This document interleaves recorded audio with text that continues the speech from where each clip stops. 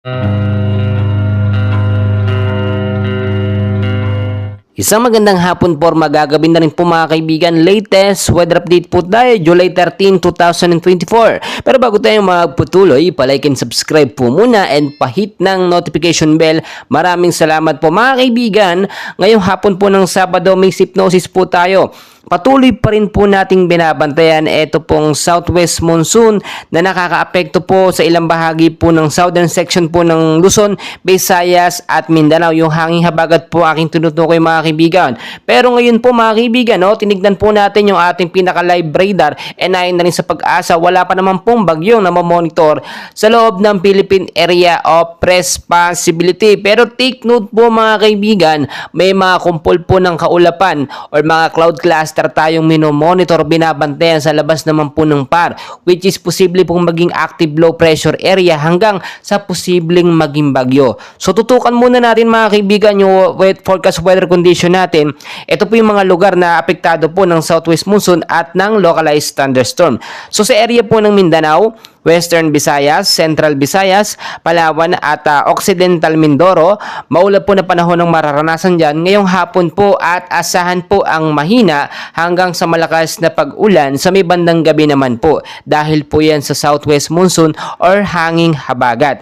So impact po nito, posibleng magkaroon po ng pagbabaha doon sa mababang lugar kung sakali pong umulan ng malakas at landslide po doon po sa mga landslide prone area, kaya umiwas po tayo doon.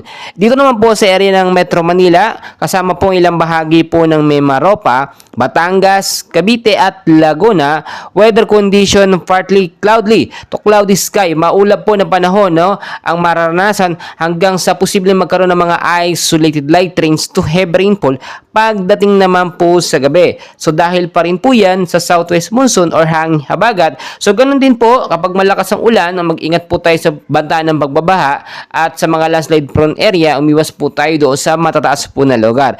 Samantalang ang ilang bahagi naman ng ating bansa na hindi po nabanggit ay patuloy po makakaranas ng localized thunderstorm, which is nagbibigay po ng pag-uulan, rain showers po to thunderstorm pagdating sa gabi, kaya maging handa pa rin po tayo.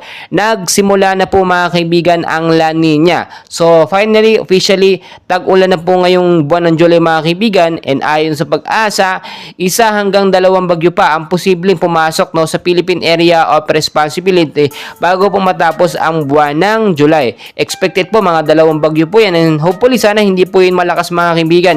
Hindi naman po natin mapipigilan ang pagpasok at pagdating ng bagyo sa bansang Pilipinas mga kaibigan. Lagi naman ganyan binabagyo ang bansa natin dahil tropical country tayo mga kaibigan. So mas maganda maging handa na lang po tayo anumang oras.